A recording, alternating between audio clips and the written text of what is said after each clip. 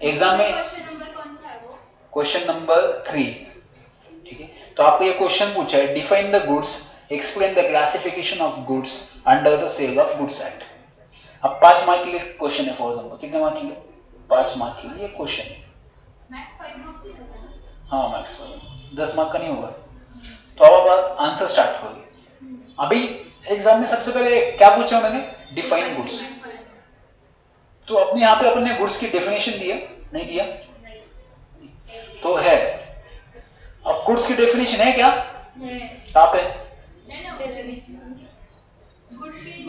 हाँ हाँ, सॉरी मैंने देखा goods every kind of movable property other than actionable claims and money. तो सबसे पहले लिखना यहाँ पे पॉइंट ए। तो सबसे पहले अपन क्या डिफाइन करेंगे यहाँ पे? सबसे पहले लिखने से पहले रुको, सीधा डेफिनेशन में तुम मत जाओ, नहीं पहले ऐसा लिखने का, रुको एक मिनट।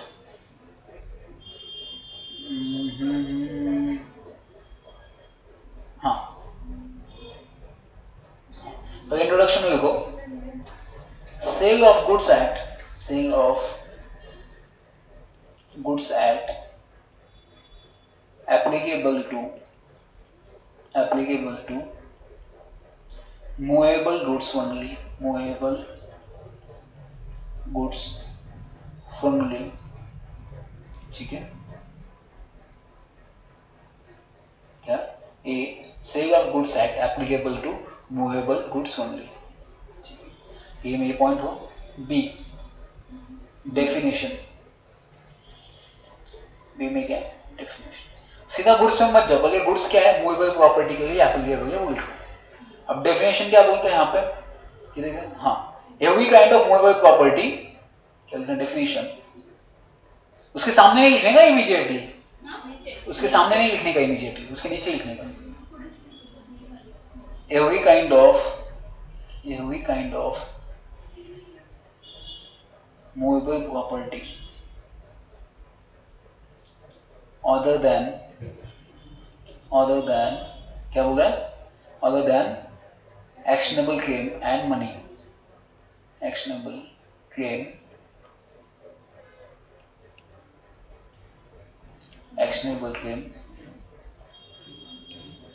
and money।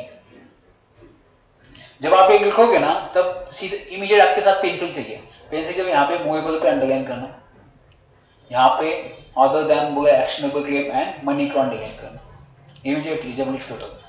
अब बी ने आपने डेफिनेशन क्या कर दी, देखो अगर सिर्फ आप क्वेश्चन, यहाँ पे 2 क्वेश्चन है एक क्वेश्चन में, define goods and classification of goods.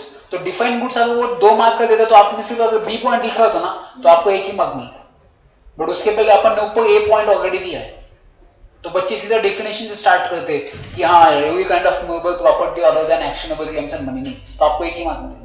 तो पहले उसके पहले बताओ कि it is applicable to only movable property, तो आपने ए में वो बता दिया, फिर बी में डेफिनेशन दी। अब नेक्स्ट सी, नेक्स्ट क्वेश्चन की तरफ जाते हैं। सी में क्या पूछा है? Classification of goods.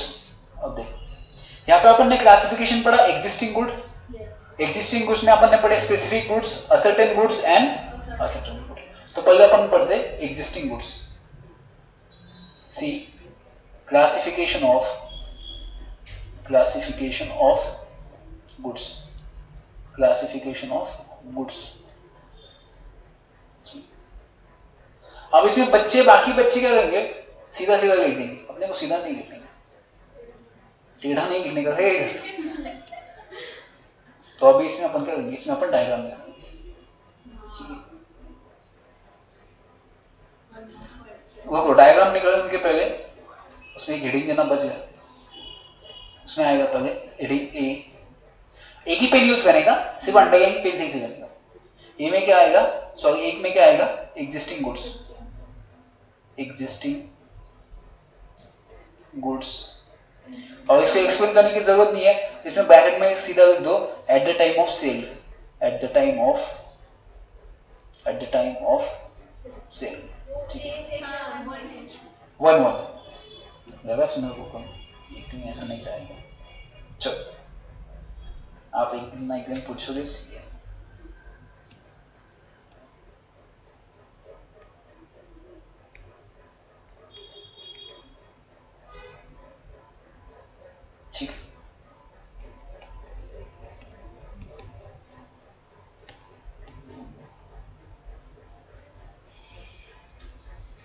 अब इसमें अपन डायग्राम करेंगे, इसमें अपन कहेंगे डायग्राम। इसमें 3 आते हैं, एक आता है स्पेसिफिक गुड्स, दूसरा आएगा क्या है, Uncertain. हाँ ascertained goods and ascertained. Diagram pencil से pencil. पेन से नहीं गलत हो जाएगा, पेन से कोई नहीं। Specific goods, ascertained goods, unascertained goods, ठीक है।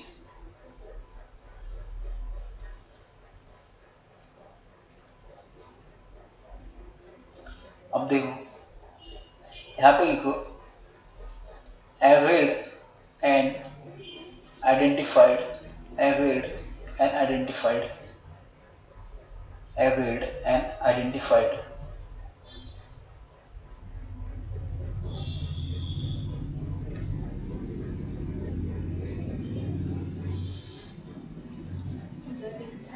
agreed and identified at the time of sale, at the time of sale, ठीक है। स्पेसिफिक गुड्स कब होते हैं, जब अपन करते हैं कॉन्ट्रैक्ट में एंटर, उसी टाइम अपन क्या करते हैं, एग्री करते हैं एंड आइडेंटिफाइड करते हैं at the time of cell.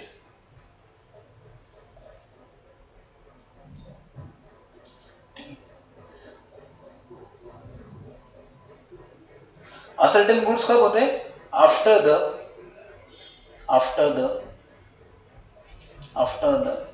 Contract of sale made, after the contract of sale made, after the contract of sale made, ठीक है।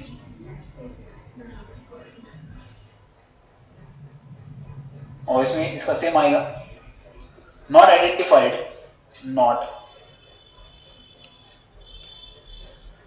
Not identified at the time of contract, at the time of contract of sale, not identified at the time of contract of sale,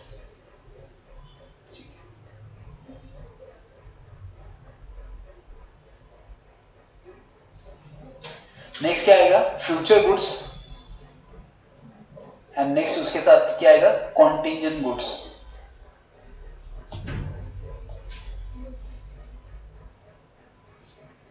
next आएगा इसमें second future goods, ठीक है। यहां पर लिखो manufactured or produced after the contract of sale, after the contract of sale, ठीक।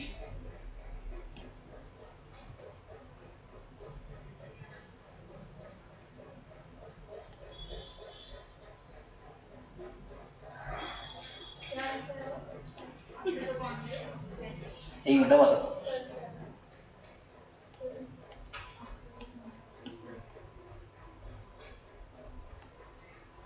क्या ये बहुत टाइम लग रहा है इसमें, ठीक है, हैंग हो गया शायद, ठीक है।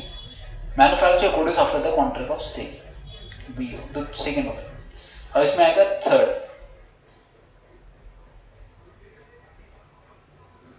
आएगा कौन सा, कॉन्टिंजेंट गुड्स,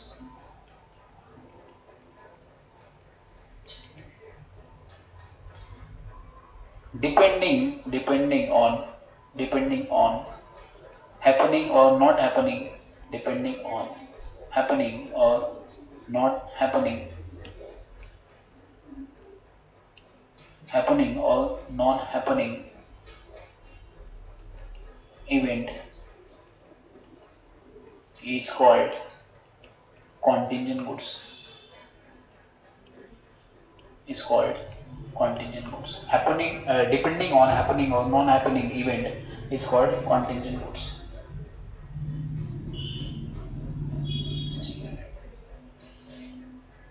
ये हो गया सी पॉइंट।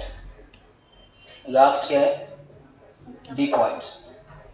खत्म कैसे, फिनिशिंग कैसे देंगे अपन, कंक्लूजन। अब देखो इसमें आपको एक लॉजिक लगाना पड़ा कि अपन ने सेल की भी बात की, एग्रीमेंट टू सेल की भी बात की, क्योंकि सेल करना मतलब इमीडिएट गुड्स दे देना। जब फ्यूचर के गुड्स की बात होगी तो एग्रीमेंट टू सेल आएगा। अपन ने तो इनडायरेक्टली ये बात कर दी, तो डायरेक्टली बात करने में क्या दिक्कत है कंक्लूजन में फिर? तो अपन कंक्लूजन में लिख सकते हैं, यहाँ पे आप कंक्लूजन में क्या करो, एक डायग्राम निकालो। Yes ma'am, yes. मैं चेक करो ना किसका? अग्रवाल क्लासेस का। कौन सी? अभी आपके पास है सर। मैं 1 मिनट इतना आंसर खत्म हो जाएगा, किस मिनट में। कंक्लूजन में 2 आएगा, ऐसे 2 डायग्राम निकालो। यहाँ पे आएगा सेल और यहाँ पे आएगा एग्रीमेंट टू सेल।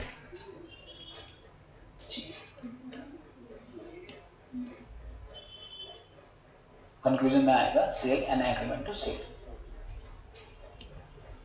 कोई अच्छा लिखो आंसर्स, मैं उसका फोटो निकाल के पोस्ट करता हूँ, ठीक है। सेल और एग्रीमेंट टू सेल, जो अच्छा लगेगा मैं वो मेरे को चॉकलेट। सेल और एग्रीमेंट टू सेल। अब सेल में क्या होगा, ठीक है, यहाँ पे सेल में कौन से गुड्स, ओहो, सेल में कौन से गुड्स आएंगे, एग्जिस्टिंग गुड्स। वहां पे लिखो एग्जिस्टिंग गुड्स। इधर कौन से आएंगे, फ्यूचर और कॉन्टिंजेंट गुड्स।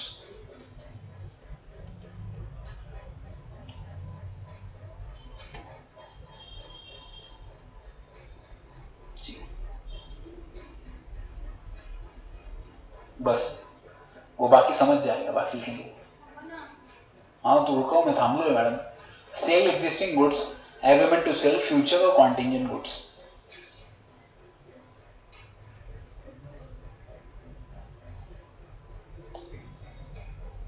तो अपन ने बिना कहे उसको सेल भी एक्सप्लेन कर दिया, एग्रीमेंट टू सेल भी एक्सप्लेन कर दिया। झुम झुम कंक्लूजन में sale existing goods, agreement to cell, future और कॉन्टिंजेंट गुड्स। आपने उसको दोनों एक्सप्लेन कर दिया। स्टार्टिंग देखो कितना अच्छा हैंड राइटिंग लिखा है, और एंड देखो कैसे हो गया। 5 मार्क का क्वेश्चन था, आपने डीप, आपको काफी अच्छा आंसर हो जाएगा, आपको 4 साढ़े 4 मार्क्स मिल जाएंगे। क्योंकि कंक्लूजन में अपन ने देखो यहाँ पे उसने सेल और एग्रीमेंट सेल की बात नहीं की, बट स्टिल अपन ने एक ही वर्ड में उसको बता दिया कि एग्जिस्टिंग गुड मतलब सेल, फ्यूचर कॉन्टिंजेंट सेल मतलब एग्रीमेंट टू सेल, खत्म।